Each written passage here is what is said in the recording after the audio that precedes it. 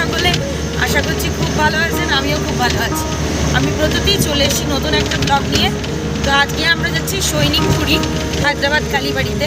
তো আজকেও আমরা আলাদা আলাদা, এই অটোতে মা, বনু, আমি, আর ওই অটোতে আমার মা, পিসি আর রূপম। তো চলুন যাওয়া যাক আপনাদের সঙ্গে নিয়ে। তো ব্লগটা যেদিনে শেয়ার করছি সেদিন ছিল মার্চ মাসে মায়েরা যখন এসেছিল সেই সময়কার। হায়দ্রাবাদ কালীবাড়িতে যাবো বলে অনেক দিন আগে থেকেই আমরা প্ল্যান করেছিলাম, কিন্তু দুর্ভাগ্যবশত কোনো টাইম হচ্ছিল না। আর এখানে ওখানে ঘুরতে যাচ্ছিলাম বলে রূপকের অফিস থেকে ছুটি নিতে হচ্ছিল, সেই জন্য টাইম করে উঠতে পারিনি। তো একদিন রূপক হাফ ডিউটি করে এসেছিল, তারপরে আমরা দুপুরবেলা বেরিয়েছিলাম। আর যে কদিনই আমরা ঘুরতে বেরিয়েছি সে কদিনই আমরা একটু বেলা করেই বেরিয়েছি, সকাল সকাল বেরোইনি। কারণ সকালবেলা ওই টানা রোদটা, মানে তখন তো হালকা শীতটা কমে গিয়ে, এখানে তো শীত কমেই গিয়েছিল, তখন গরমটা সবে শুরু হচ্ছে, এরকম একটা ব্যাপার। তো রোদটাকে অ্যাভয়েড করার জন্যই আমরা একটু বেলা করে বেরিয়েছি, যাতে বিকালবেলাটাও পাই আর দুপুরবেলার ভিউটাও যাতে পাই। তো দেখতেই পাচ্ছেন আমরা উবের বুক করেছিলাম, তো হয়নি, র্যাপিডোতে অটো বুক করে নিয়েছি আর তিনজন করে ভাগ করে যাচ্ছি। তো ওই অটোতে ছিল রূপক, মা আর পিসি, আর এই অটোতে ছিলাম আমি, বোন আর মা। তো এইভাবে আমরা আলাদা আলাদা যাচ্ছিলাম। তো আর ওদের অটো আমাদের পেছনেই ছিল, একসাথেই প্রায় যাচ্ছিলাম, কেউ আগে কেউ পরে। আর হায়দ্রাবাদ কালীবাড়ি মানে সৈনিকপুরি সিকেন্দ্রাবাদ স্টেশনের কাছাকাছিই প্রায়। তো আমাদের মুসাপেট থেকে যেতে গেলে আমাদের প্রথমে বালানগর ধরে যেতে হয়, আর আমাদের বাড়ি থেকে যেতে গেলে হায়দ্রাবাদ কালীবাড়ি প্রায় 40-45 মিনিট মতন লাগে অটোতে। আর আমরা যেহেতু পুজো দেবো, তো আমরা না খেয়েই ছিলাম, আর ওরা খেয়ে দিয়ে নিয়েছিল, তাও নিরামিষ সেদ্ধ ভাতই খেয়েছিল, যাতে ওরাও গিয়ে ওখানে পুজো টুজো দিতে পারে। আর আমরা বাড়ি থেকে ফুল মিষ্টি নিয়ে গিয়েছিলাম, ওখান থেকে শুধু ধূপকাঠি মোমবাতিটা কিনেছি। ওখানে হায়দ্রাবাদ কালীবাড়ির সামনে অনেক দোকান আছে যেখানে ফুল মিষ্টিও পাওয়া যায়, ধূপকাঠি মোমবাতিও পাওয়া যায়, কিন্তু আমরা যেহেতু দুপুরবেলার দিকে যাব, তো সেই জন্য জানি না পাবো কি পাবো না, সেই জন্য নিয়ে নিয়েছি। আর দেখতে পেলেন কারা যাচ্ছে, কি একটু ওভারটেক করতে পেরেছে, তাই মনে খুব আনন্দ। আর ওদের অটো আমাদের অটো যেহেতু একসাথেই ছিল, পরপরই ছিল, একবার ওদের অটো আমাদেরকে ওভারটেক করছে, একবার আমাদের অটো ওদেরকে ওভারটেক করছে, এই করতে করতেই রাস্তাটা কখন শেষ হয়ে গেছে আমরা সেটা বুঝতেই পারিনি।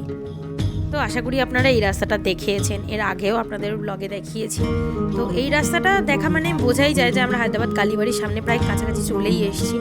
তো এই ব্রিজটাকে ক্রস করলেই আর একটু এগিয়েই হায়দ্রাবাদ কালীবাড়ির রাস্তাটা পড়বে, মানে মেন রোডটা পড়বে। আর এতখানি রাস্তা আমাদের যে কতটুকু টাইমের মধ্যে মানে কভার হয়ে গেছে আপনাদের বলে বোঝাতে পারবো না। মনে হলো আমরা 15 থেকে 20 মিনিট অটোতে উঠেছি, আর অটো তাড়াতাড়ি করে এসে নামিয়ে দিয়েছে। আসলে আমরা মানে একটা গল্পে জমে গিয়েছিলাম, আর এতদিন পর পরিবারের লোককে পেয়ে কত গল্প জমে থাকে বলুন, সেই সব গল্প করতে করতেই রাস্তা শেষ। তো দেখতেই পাচ্ছেন হায়দ্রাবাদ কালীবাড়ির সামনে চলে এসেছি, আর এখন ভেতরে ঢুকছি মন্দিরের ভেতরে। মন্দিরের গেট খোলাই ছিল, কিন্তু ভেতরে সেরকম কেউ ছিল না। এই জায়গাটা হলো স্টেজটা, আর স্টেজের সামনে এই জায়গাটা হলো চেয়ার পাতা থাকে যে বসার জন্য। আর এখানে হচ্ছে কি যাবতীয় সব রকম পুজো হয় এখানে, এই শাটার দেওয়া যে জায়গাটা আছে। আর ওটা হচ্ছে কি শিব ঠাকুরের মন্দির, আর ভেতরের ওই মন্দিরটা হচ্ছে কি কালী ঠাকুরের মন্দির। আর এটা হচ্ছে কি মন্দির থেকে দেখতে লাগছে চারপাশটা। আর মন্দির এখন বন্ধ রয়েছে, যেহেতু আমরা 4টের সময় ঢুকে গিয়েছিলাম, আর ঠাকুরমশাই আসবে 6টা 6:30 নাগাদ। তো সেই জন্য আমরা এবার কিছুক্ষণ একটু বসবো। আর আমি আর রূপক গিয়েছিলাম মোমবাতি আর ধূপকাঠি কিনতে। তো আমরা তো এসে গেছি এখানে, কেনাকাটা সবই মোটামুটি ফুল আর মিষ্টি কিনে নিয়ে এসেছিলাম, এখন শুধু ধূপকাঠি আর মোমবাতিটা কিনতে যাচ্ছি। তো চলুন, তারপরে 6টা বাজলে পূজা আরতি শুরু হবে, তখন ওই পূজাটা দেব। তো এখন আমরা বসে আছি। তো আমরা দোকানে গিয়েছিলাম, আর এই যে ধূপকাঠি মোমবাতি কিনে নিয়ে এসেছি, এখন বসে আছি। 6টা বাজলে পুজোর টাইমিং স্টার্ট হবে, পুজো শুরু হবে, তো তারপরে পরে পুজো দেব। তো এখন আমরা বসে আছি। আর ওখানে চেয়ার টেয়ার পাতাই ছিল, চেয়ার টেয়ার আমরা পেতে নিয়ে পাখা চালিয়ে নিয়েছিলাম। আর দেখতেই পাচ্ছেন ঠাকুর মশাই এসে গেছে, আর পুজোর জন্য যোগাযাত্রী সব শুরু করছে। আর এই যে ঠাকুরের প্রতিমা, ঠাকুর মশাই ভেতরে সব পরিষ্কার করছে, একটু পরেই আরতি শুরু হবে। আর এখান থেকে দেখে মনে হচ্ছে আমি সত্যি দক্ষিণেশ্বরে বসে আছি আর মায়ের মুখটা দেখছি। আর এই মন্দিরে সব রকম পুজোই হয়, আর আপনি যদি এখান থেকে ঠাকুরমশাই চানও এদের সাথে যোগাযোগ করে আপনি বাড়িতে পুজো করাতে চান বা কিছু, সেটাও করাতে পারবেন। মানে কলকাতা বাদ দিয়ে হায়দ্রাবাদে যে বাড়ির ফিলটা করতে পারি এটাই অনেক। তো তো আমরা ভেতরে ডালাটা দিয়ে দিয়েছি, উনি পুজো দিতে নিয়ে গেছেন। আর উনি বললেন ধূপকাঠি মোমবাতিটা আমাদেরকে মাকে দেখিয়ে ওখানে পুঁতে দিতে। তো আমরা সবাই মিলে ধূপকাঠি মোমবাতি মাকে দেখিয়ে নিচ্ছি, দেখিয়ে নিয়ে ধূপকাঠি মোমবাতির জায়গায় রেখে দেবো। তো দেখতেই পাচ্ছেন আমরা সবাই মিলেই আর কি একবার করে ঠাকুরকে একবার দেখিয়ে নিয়ে তারপরে ধূপকাঠি মোমবাতিটা রাখবো। তো আমাদের ডালা দেওয়া হয়ে গিয়েছে, উনি পুজো দিয়ে দিয়েছেন। এবার ঠাকুরের টিমটা আমাদেরকে সবাইকে পরিয়ে দিচ্ছেন। তো আমরা এখন বেরিয়ে গেছি পুজো দিয়ে, এখন পুজো দেওয়া হয়ে গেছে।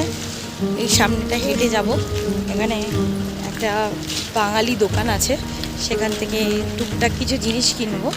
তো তারপরে আবার র্যাপিডো করে অটো করে বাড়ি যাব। আর কালীবাড়ি মন্দিরে ঢুকতে গেলেই বাঁদিকে আর একটা মন্দির পড়ছে কৃষ্ণের।